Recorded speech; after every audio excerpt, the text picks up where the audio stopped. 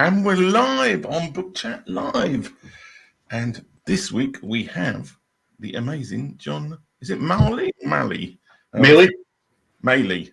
So, however I didn't pronounce it, the amazing John Maly.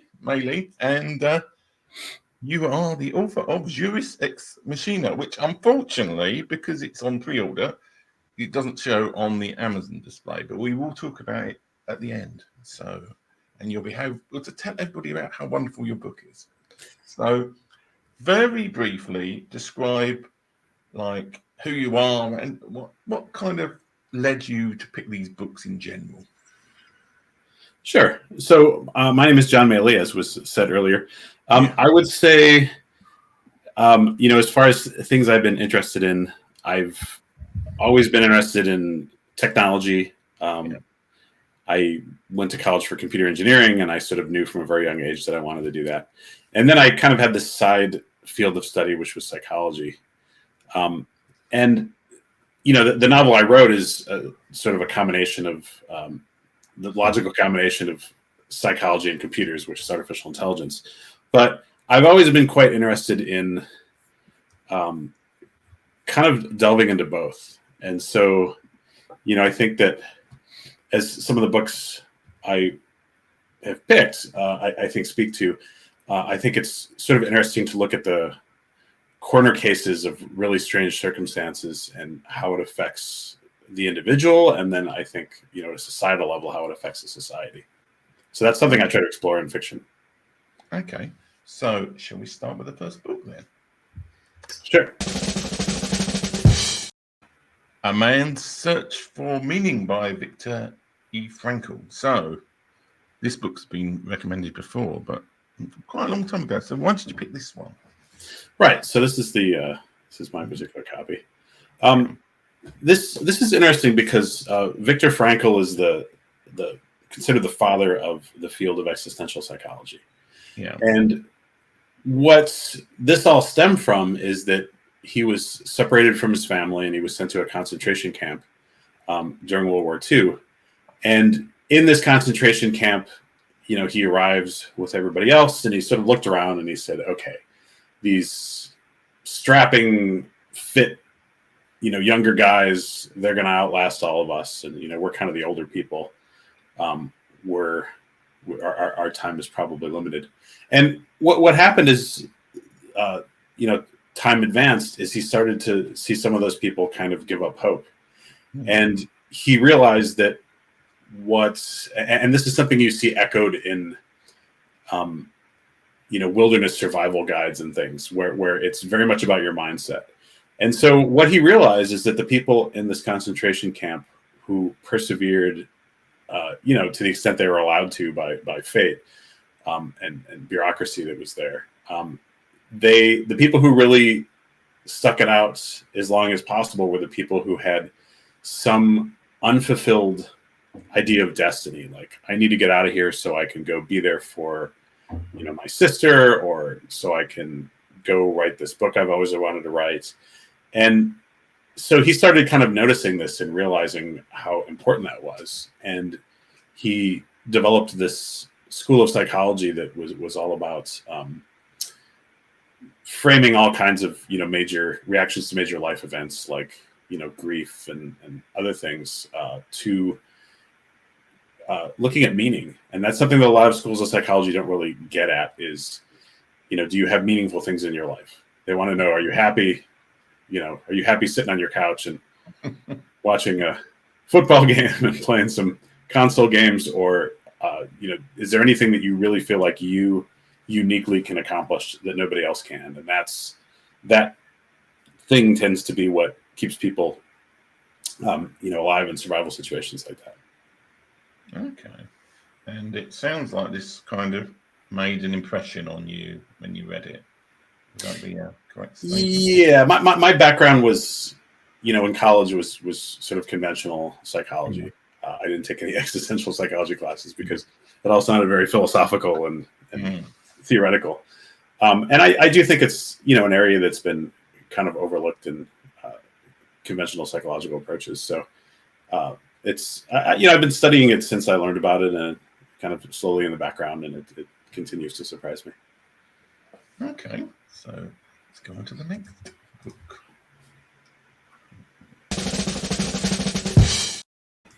An Island to Myself by Tom Neale. So I'm not sure this book is actually in print anymore, but it's on Amazon. So Island to Oneself. Yeah.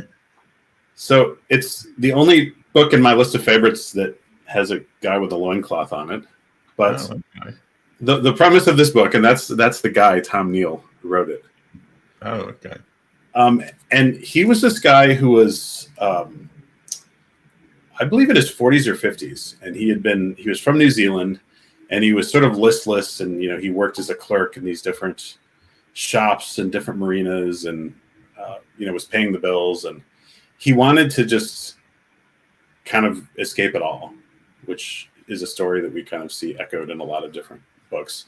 But in his particular case, he had heard this sort of distant story about how there used to be this during World War II there was a radio base on this one of the most remote islands in the world, and it's out in the middle of the Pacific, and it's about 1,000 miles from any actual shipping lane. So ships don't pass by this. You're sort of completely alone, and he found this very appealing for various reasons, and he saved up. He wasn't making a lot of money as a clerk, but he saved up for many years with the idea that he's going to go there. This radio base is abandoned, and he's going to just fix up the building and start kind of providing for himself. So he saves up all these provisions, and this book is sort of a diary of his preparation and then his daily travails. And it's quite interesting because he gets there, and first he kind of figures out a way to thatch the roof and repair the place, and then over time he's working on more advanced projects like building an oven that's more efficient, and it's an interesting thing. And then there's a time when he actually gets seriously ill, and there's no ships that come by, and so he ends up carving this canoe out of a giant log so he can paddle it out. And he ends up using such dense wood that when he's finished, he's not strong enough to push it to the water. So he's sort of stuck there and has to wait till a passing yachtsman, wants to check out this island and finds him there. And so this is all in kind of the early to mid 1960s. And he lives, I think he successfully lived like 5 or 7 years there. And then he got ill. He had to go back to civilization, be treated, and then he had to save up again because he had to go work as a clerk for several more years. But what I always found interesting about this book is sort of kind of what's similar to what's interesting about the Little Prince, right? It seems like it's this very simple story, but it has really interesting philosophical undertones to it. And I think in this case, the idea that you go off and live on this island, and everything you do every minute of every day, you're not working for someone else to line their pockets. You're everything you do improves your life in some measurable way, like fixing the roof or building an oven. But at the same time, you're not really contributing anything to the world, right? You cut yourself off, and you may have the satisfaction of everything you do is something that you see a measurable result from.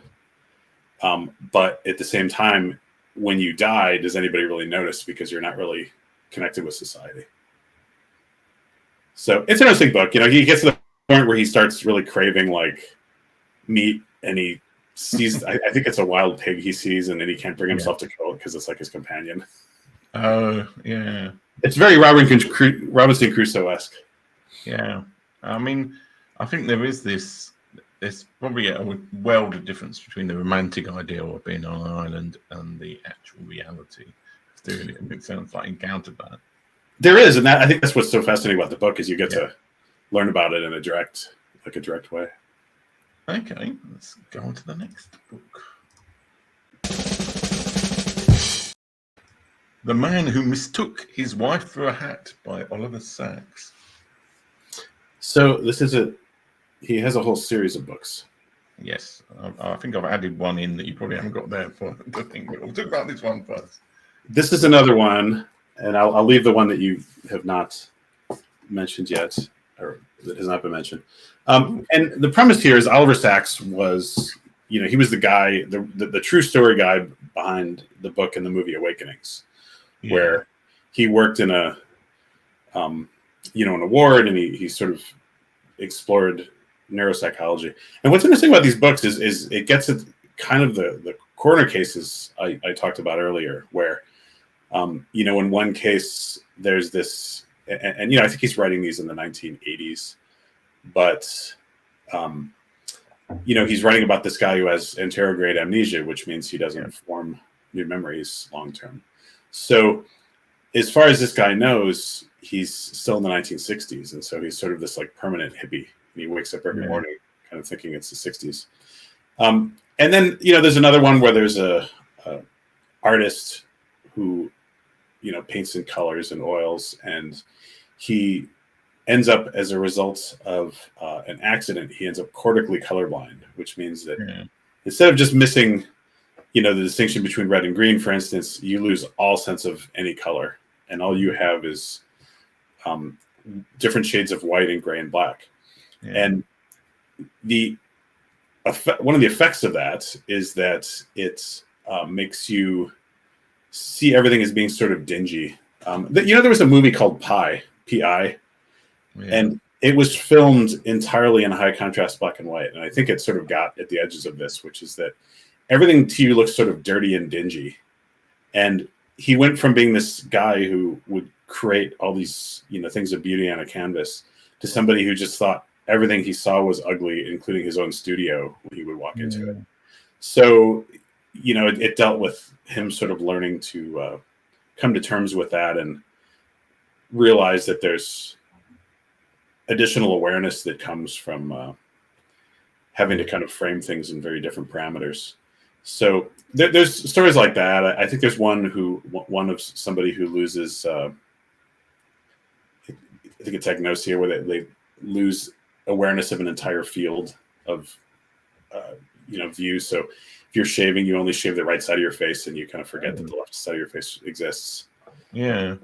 Things like that. And it's I don't know, it's just always interested me to see kind of the corner cases of humanity, and how people end up responding to those things, and what they I think what makes Sacks particularly interesting is that he does a good job of explaining philosophically what kind of meaning we can derive as far as the meaning of life, as far as the human condition. He does a good job of exploring it in pondering terms instead of just doing like a clinical assessment. I mean, it's quite hard, I suppose, in many ways, that you think somebody can lose a bit of their brain and then they lose a perception of color or whatever. Because I think all of us have this nice hope that we've got a soul and it's all separate, and it's like, and these sort of psychological and medical problems probably disprove that. But I think we'll deep down. I think he was attacked by I can't remember what sort of creature. He was on a hike in Norway, and he essentially, I think it was a bull, and he got essentially chased off a mountain by a bull, and he injured his leg, and he had to recover for many months. So A Leg to Stand On is one of his books where he ends up with this strange feeling that the leg that's healing is not his own. Suddenly he can relate to all these patients he's had who have these weird body dysmorphic conditions where their arm feels like it belongs to somebody else and it does its own thing and stuff. So I think he's probably one of the few people who would, be able to gain something from this experience instead of just shaking your head and being like, man, I'm glad that's over with. Yeah. Okay, well, should we go on to another Oliver Sacks book then? The Island of the Colorblind by Oliver Sacks. So this is a related, this is a related one in the sense that he is studying a sort of variety of cortical colorblindness, and he hears about this this island in the South Pacific where this color blindness affects like a quarter of people, and he kind of does this exploration. Like he talks about Martha's Vineyard, which used to have this recessive gene for deafness, And so something like in some towns in Martha's Vineyard in the 1800s, some people were as much, as many as 25% of the population was hearing impaired. And it sort of created this strange, different society where everybody spoke sign language. Yeah. And they found it more useful in some capacities, like if you were signaling from boats and things like that. And so he sets off and does it in sort of a travelogue style, where he's, this is our trip, and I expected all these exotic places, and then it turns out this is just some military refueling depot, and like I don't want to be on this island at all. And he kind of approaches it that way, and sort of explores kind of in more depth, and that gets at something that's actually been researched a bit since the book came out, which is like studying Homer, right? An ancient text where they refer to, I believe he refers to the seas as being like kind of a crimson wine color. Yeah. And everyone always thought, oh, this is just, this guy being really kind of figurative. And then, later there were theories that maybe he was colorblind. And the most recent teachings on this seems to be that this idea that different cultures have different numbers of words for colors. Yeah. And so, for instance, if you only have 3 words for colors, then you may not be able to differentiate between blue and green because you haven't been trained from a young age to call green a thing that's different from blue. Yeah. So it's interesting because it suggests that none of this stuff is really genetic. It's kind of codified at, like culture is, at a young age. Yeah. I mean, there's quite a lot of, color science is really interesting if you ever want to go on a total tangent about, because it's like, yeah. And I remember as a kid having arguments with other people about whether something was green or blue. Because I think everybody's got like a slight thing about where the difference is. So. Well, it's funny. I've got a friend who's colorblind, red-green colorblind, and he was telling me about these glasses that they came out with. Yeah, and they actually improve your acuity with being able to differentiate colors. Yeah. And I remember thinking to myself, like, this isn't even possible. Like, how could they possibly address this issue? And what they do is they actually mute, like they selectively filter out and block. They reduce the intensity of light that's coming in at the wavelengths that would be confusing to you. Yeah. And so it kind of dials down the confusing portion and lets you sort of see a little bit more into those regions. Yeah. So I know they weren't on the original list, but I also have a series of books by Arthur C. Clarke that there would be no graphic for. So. But I can't select it on the bottom of the thing, but I totally forgot to select this book anyway. But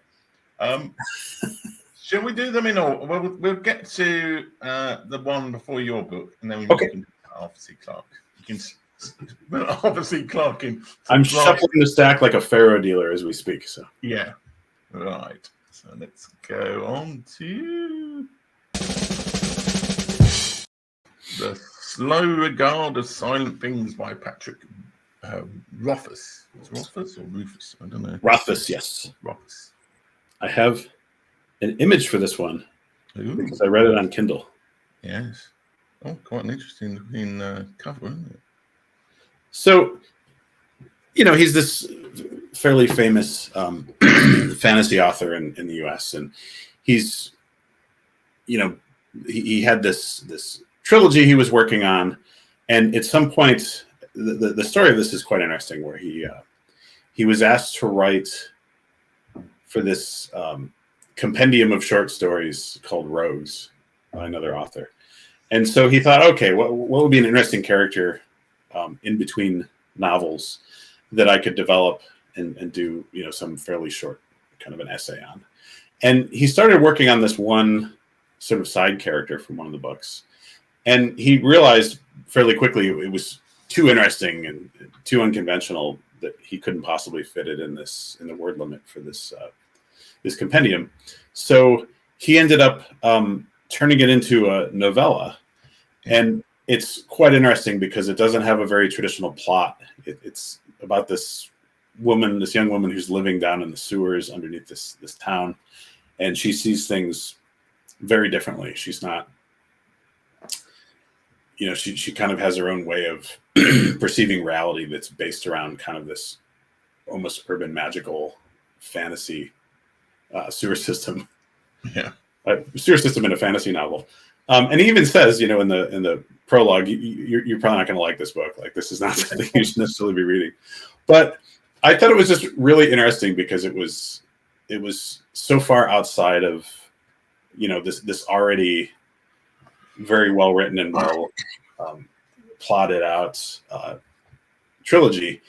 He kind of takes a breath and says, "Hey, here's this, really strange tangent into one of the side characters," and it turns out really well. Like, it's a very interesting story. It's hard to say much about it that won't ruin it for your viewers, but I definitely recommend it. And it's a novella, so even if you don't like it, you haven't invested too much time. Okay. So it sounds like you like this book because it hasn't really got a normal plot as such. It's more, is it, or is it just the environment? What really appealed to you? Was it just the whole woman in the sewers psychological thing? Okay, that's a good question, actually. So two things. One is that it very much seems to set out to avoid all the fantasy tropes. Yeah. So all the kind of classic stock premises, it doesn't really embrace any of those, and it just goes off in its own direction, which, in this day and age, I think is harder to do than it was in the past. Another thing is that I've always been interested in urban exploration, and in college, I was always eager to go down into the steam tunnels and explore and look for. So you're the person in the sewers all the time. Yeah, like the secrets that lay beneath any bastion of civilization are always quite interesting.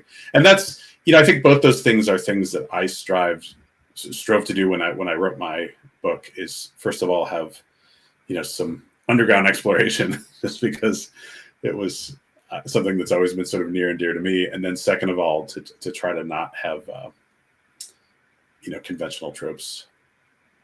And I'm working on a fantasy novel also that isn't very well developed yet, but I sort of approached it with that same kind of a premise, and it's definitely going in some interesting directions. I don't know if it's going to be any good, but it's certainly interesting to work on. Yeah, well, I wrote 3 fantasy novels, none of which ever sold anything, with giant magpies in them, so anything can be good compared to that. Right. Those actually sound quite interesting. Yeah, let's go on to the next one.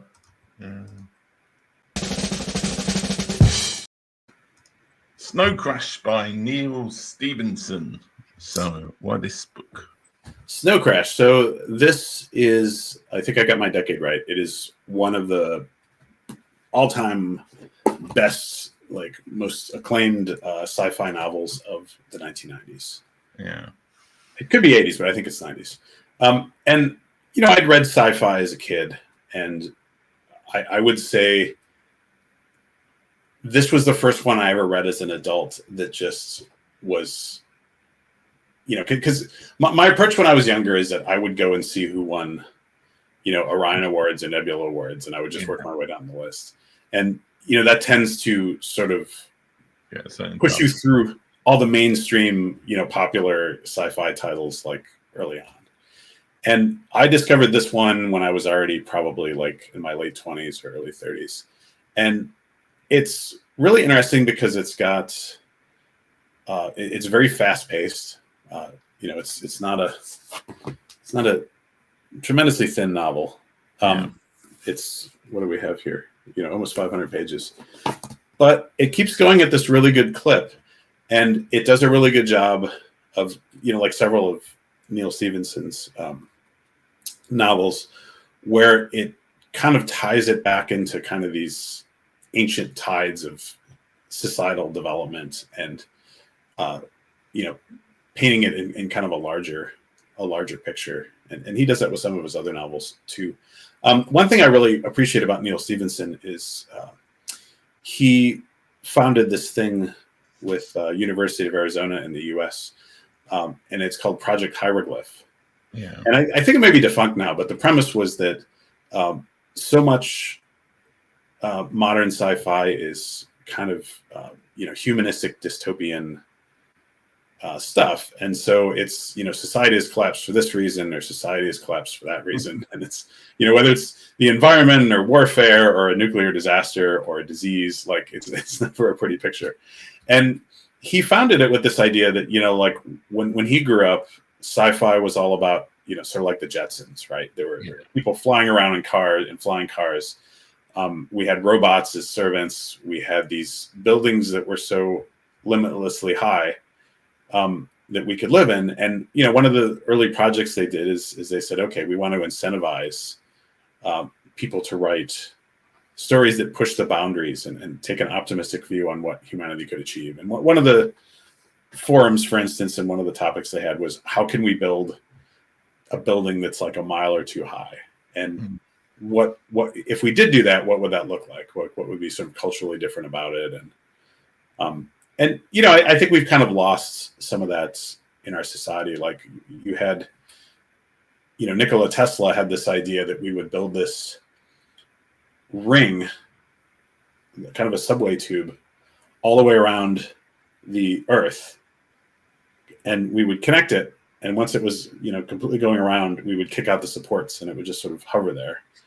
And we could essentially slow it down and stop it. So then the Earth would keep rotating underneath, and this thing would be, effectively moving relatively in the opposite direction. And he had ideas that we would power entire cities with wireless power, and kind of the Jules Verne level, absolute blue sky perspective on human innovation and human culture and human achievement. I think a lot of that's been lost. So it's nice to see someone who sort of is focused on trying to bring that back as a subgenre. Yeah, I think you're right. There is a real lack of what you call positive sci-fi, or if it is positive sci-fi, it tends to be kind of like some sort of utopian vision of somebody, and then that's got its own problems. So, do you want to talk about Arthur C. Clarke before we get on to the final book? Sure. So I assume everybody at this point knows who Arthur C. Clarke is, but he most of his writing, I think what made him really mainstream was the movies 2001 and 2010. Yeah. And what's interesting is that there was this point in his life where he went on a trip from England, and he was very interested in the early scuba diving technology. Yeah. And so he went to Sri Lanka, where he ended up taking up residence and spending the rest of his life.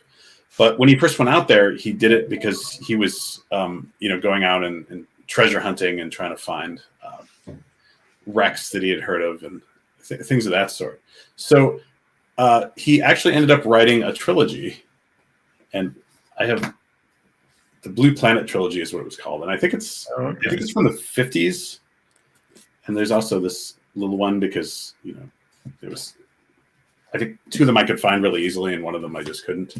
But it's a really interesting snapshot of him going on all these crazy early Jacques Cousteau style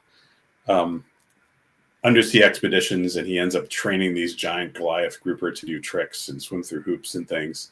And he ends up finding, I think in the third one, he ends up finding this this treasure. Yeah.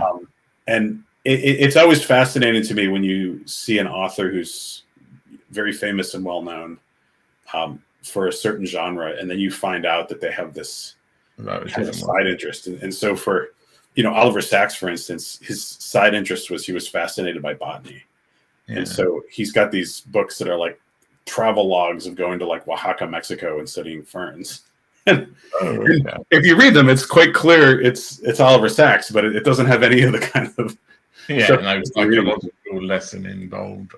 Yes, and so that's sort of what I like about these books is that he does actually a very credible job of making an interesting read if you're into scuba diving.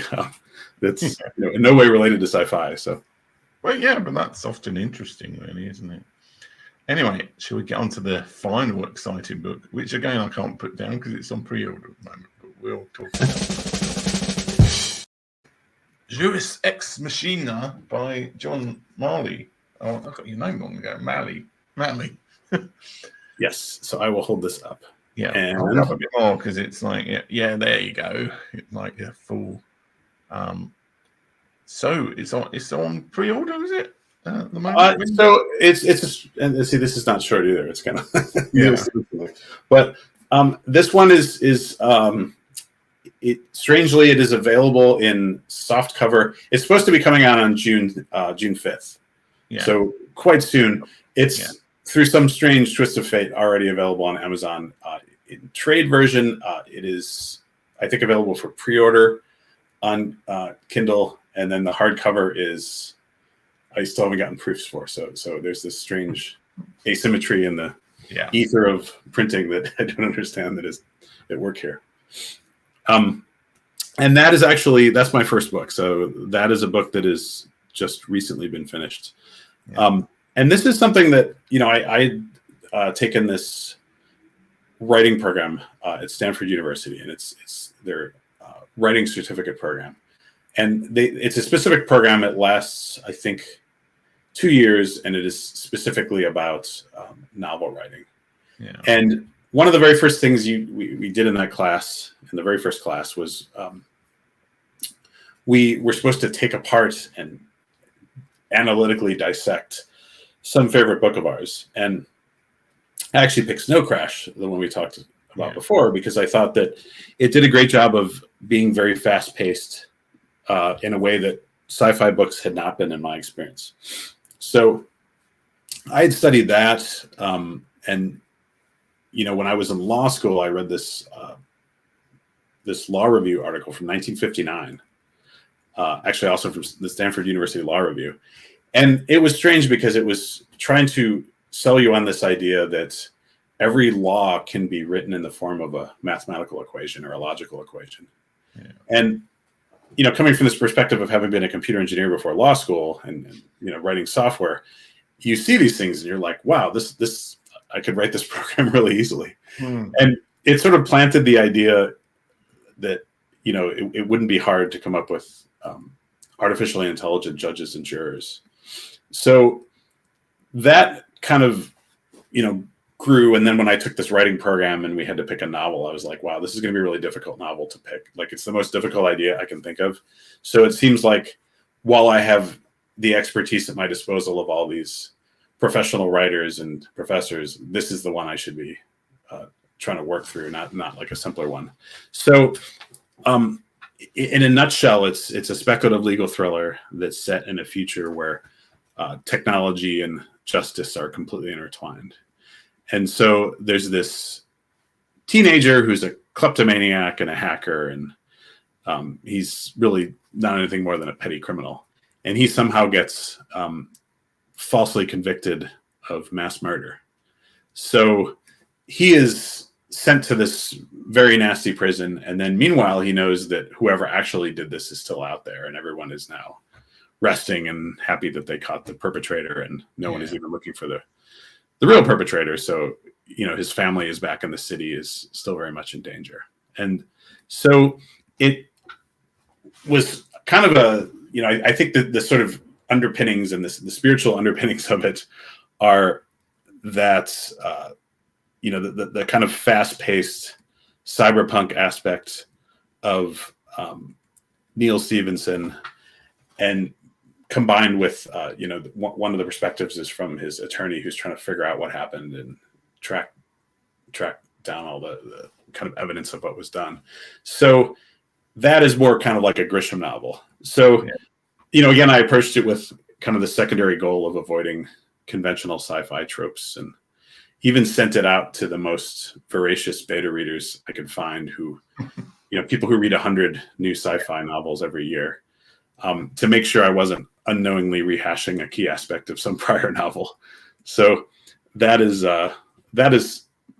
how it came to be, and it has sort of turned out as kind of this exploration of the relationship between humans and AI. And it, when I finished it, AI was not as much in the news, but now it's just kind of so constant, and I have so many work projects for my day job, which is legal consulting in the area of patent law, there's so much of that floating around that it's just kind of throwing constant ideas at me for a sequel. So I would be sort of negligent if I didn't stop and write them down. So even though my second novel is supposed to be a fantasy novel where magic has costs and you have to draw magical energy from somewhere, and whether it's killing a plant or hurting people, that's an interesting premise, and I think it gets at some of these same kind of corner cases that are explored in some of these other books. But this other book keeps pulling me back and making me work on the sequel because it's just so societally relevant right now, with advancements. And I really do think that we should be thinking about AI before AI starts thinking about us. Yeah, well, that would be right now. Yeah.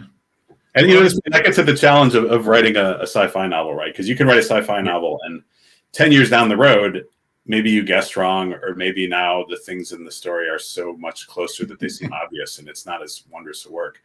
But no one's ever going to look back at like The Hobbit and think, oh, like this is so dated, because fantasy is immune to that. So I really do want to switch to fantasy and do a novel, but at the same time, I feel like I have to get this out.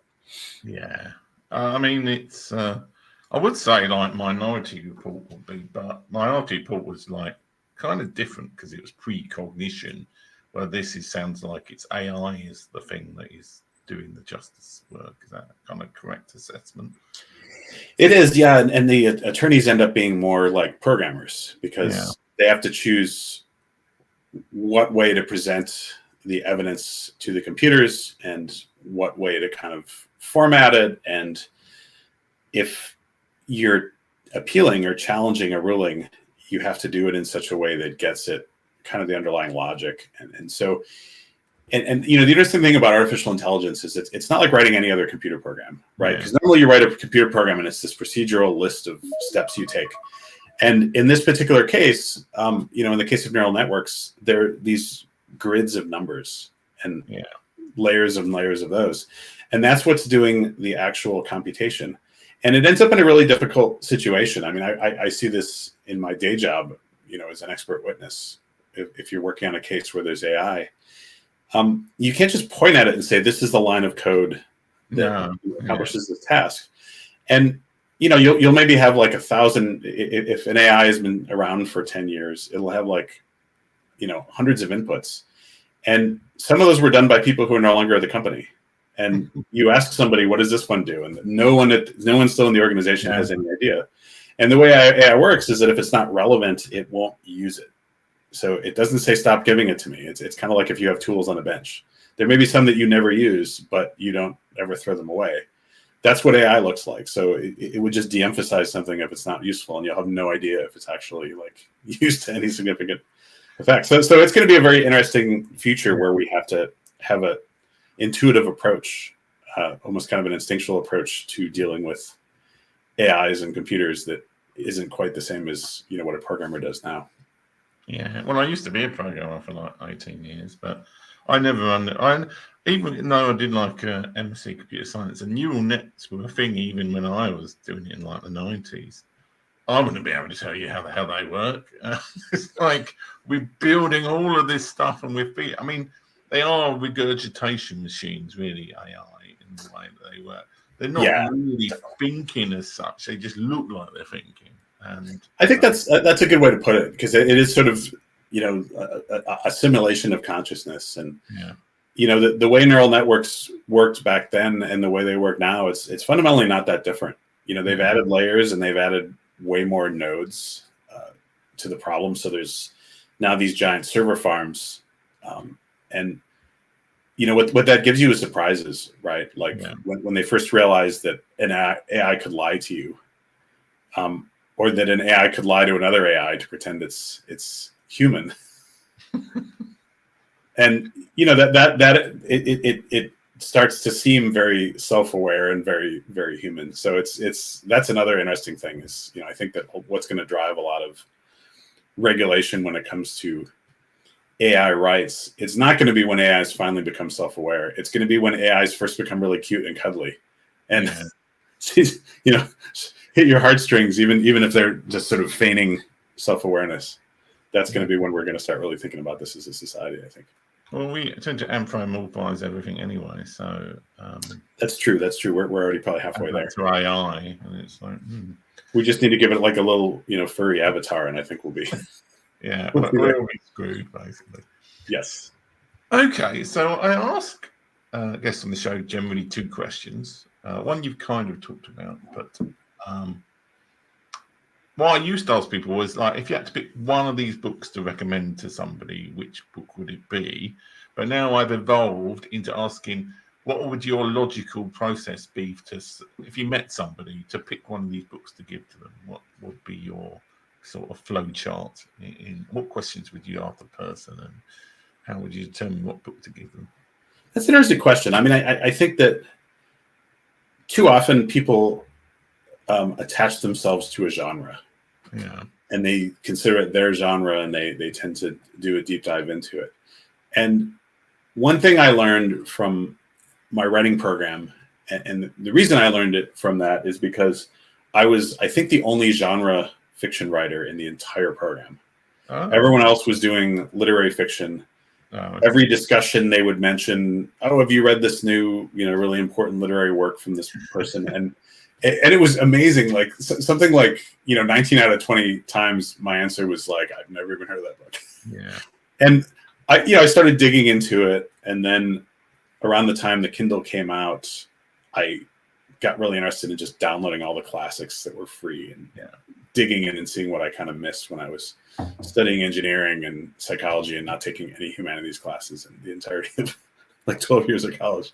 And what I kind of learned is that you can find like a really good, solid, engaging story that explores the things you're interested in any genre. And so I think what I would do is I would try to get a sense of what their favorite books were and why that was. And, I think there's definitely divergences from genres, but certain aspects like, this Campbellian ideal of we have all these, this kind of formulaic hero's journey story, or, what do you really enjoy about the books that you enjoy the most? Is it that they taught you something? Is it that they changed your outlook or made you want to, maybe be more like one of the characters in one of them? I think that's kind of the really interesting way to approach it. Yeah. The funny thing is, I think you answered a different question than the one I was trying to ask you, but actually I think the question you answered is better than the question I did ask you, which was specifically with these books, what the logic would be like if this was the list of books to pick. But you've done it much more generally than that. I suppose it is the same question in a way. But well, what I would say, some of these books are nonfiction, like the Arthur C. Clarke book and the Oliver Sacks books, and honestly, even Viktor Frankl's book. But what's common to them is that they are all really good stories, and I don't feel like you're reading these and you're thinking, oh, this is kind of dry because we had this reality. Like they're all really fascinating tales, and so I wouldn't even ask the question of do you prefer fiction or nonfiction? I think I would just more kind of try to ask like, what sort of story do you enjoy most? And that's kind of at the underlying foundation of all these. Okay. Oh, and then I would probably also recommend my book no matter what, so they would buy a copy. Oh yeah, I mean, it's understandable. So I wouldn't do it in an intellectually honest way. The other question, which you kind of already answered, but what's next? What books have you got? You've got Juris Ex Machina Part 2. Yes. AI strikes back to cash in on the AI phase. Or, yeah, and then the other one, which is sort of vying for attention, and on any given day, I just work on whichever one feels easiest. Yeah. Oh, okay. Which is sort of a luxury that you don't have when you have a single book that you're stuck on. Yeah. And it, I think it'll lead to the result that I'll have 2 half-finished books instead of 1, which would be great. But yeah, it's this book about a young woman who she's growing up in this village, and she's kind of sequestered from the rest of the world by her grandmother. And her parents are both dead, and her grandmother won't really ever talk about why. Yeah. And she finds this ring in her grandfather's desk in a secret compartment. And eventually, like, this ring starts making her have all these nightmares and dreams, and they really push her to get out and explore the world and see some of these things that she's only read about in encyclopedias. So she sets off on the road, and she meets this wizard character who's not really your traditional sort of magic user, and he sees this ring she's wearing and realizes that it's, you know, an incredibly powerful artifact that she could be killed for just for having been seen with it by the wrong person. So he kind of takes her under his wing, and, you know, she realizes she has this magical power, but he's traveling, and he's not really in a position to teach her in a traditional way in like a classroom. So she kind of has to learn as she goes, and there's lots of unintended consequences and hard lessons, things she learns the hard way. And then meanwhile, there's this this soldier who was enchanted in centuries earlier to be immortal in a way that every night his body sort of restores itself. And so it's sort of like the anterograde amnesia we talked about. Yeah. So every morning when he wakes up, he at first thinks it's, you know, 300 years ago, and then he has to kind of meditate with this little talisman that kind of is his thumb drive of important life memories that he's, you know, that gives him a patch to his memories and tells him what's changed. And so he comes into play also, and you know, teaches her some things too. But the basic premise is that there's no such thing as a free lunch, and magic isn't this Star Wars thing where we just draw energy from the surrounding atmosphere. It has to come from somewhere, and you have to use it responsibly, or you end up hurting more people than you help. So that has been quite interesting, just writing from that standpoint, because it's much more of a you know, cost benefit analysis, and she, despite her best intentions, she ends up making some serious mistakes and having to learn from them. Okay. And I had a great question that I've just forgotten. It's because I'm old now. Oh yeah, no. What I was going to ask you was, are you somebody who plans out your novels, or are you very much a Stephen King write as you go, pantser, seat of your pants style? Yeah, I think I definitely in the pantser. You know, it's funny because I plan just about everything else in life, and so my tendency, just like planning a project, would be to sit down and outline. But the you know, what it ultimately comes down to is that when I sit down to write a new story, whether it's a short story or a longer one, I never really have anything beyond a specific scene that caught my interest or a conversation. So I'll accumulate all these notes, and then something will happen that will seem like an interesting scene to write, and I'll start writing. And what really keeps me engaged through the middle phase of that, which is very much the long slog, you know, that you don't really get from maybe as much with outlining, is you don't know where you're going. But what keeps it appealing is you don't know where you're going. So it's kind of a fascinating thing. It's like you're reading a book that you know more intimately than any other book you've ever read, and you don't know what's going to happen next, so you're even more invested when you sit down the next time. So I think that's part of the appeal for me, is and the part of the thing that makes it sort of an escape of sitting down and finding out what happens next. You know, there may be a time when I'm competent enough that I can outline all this stuff in advance. I try to do that. I just have never been successful. Yeah, well, I was kind of the opposite, because I used to try and do that, and then I just write myself into a corner all the time. So I ended up actually changing to be, but the plans are always loose, and sometimes I was writing the plan at the same time I was writing the book. So how much it really matters is anybody. Yeah, you know, and I imagine, like, did you find it easier when you had, you know, I feel like if you've already got some characters that you've got a sense of, and then you have a feeling of like, hey, this should happen in a sequel, then maybe the second time around it's easier to sort of. Yeah, well, I mean, the reason I like planning was because you have to make all the same decisions you do writing it, but you're not end up, because a lot of the time, certainly, you have an idea when you're writing it, and there's nothing to stop you. And I never actually wrote to the plan precisely of any of them, but sometimes you have an idea and then you're like, I wish I could go back and change like all this, and then you're deleting 5,000 words. But if you've only written a plan, you can just change 3 sentences in it. So that's kind of, I suppose it's all very much about your writing habits and your mindset and how you think about books. I mean, I think that was the thing for me. I would keep thinking, oh, I'd like to change that, and then it'd just be such a mess that, like, I found it easier to change a plan and do most of the big changes in the plan rather than what's going on. Though I have sometimes changed, even done it, just ignore the plan and do something else because it makes more sense. Yeah, I mean, then the other thing to ask is, you know, is it a failure that you wrote this plan out and then you didn't adhere to it 100%? And you know, the fact remains that it may be that writing down everything you know about the story in a plan is very helpful.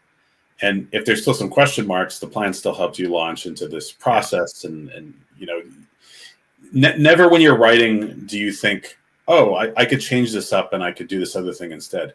And never do you choose to do that because this is going to make it worse. I'm definitely going to do this. You know, it's always because you realize that this is going to be an interesting new direction, and you know, you have to at least give it a chance. So, in the situation you're describing, I see that the plan is sort of the target for the first drafts, and then as you're writing, you're almost already into the expansion draft when you're grabbing these different components and trying to combine them together and make it a better story.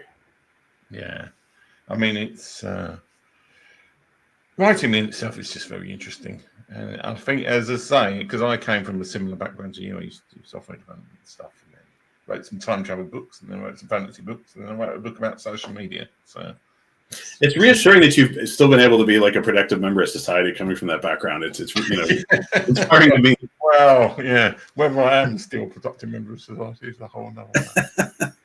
Anyway, it's been great to have you on the show, and somehow we managed to contrive to make it 52 minutes long, even though we didn't have that many books, really. So, wow.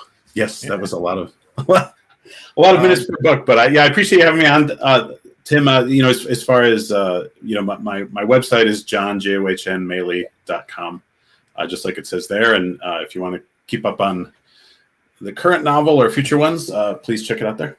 Yeah, and when your book is, I might be able to upload a video review of it even before it's available, but if not, I'll do it afterwards from the show. You know what? I can also send you a proof copy that would have the cover, at least in the video form, if you want. Yeah, Check it out further. Okay, well, it's been great to talk.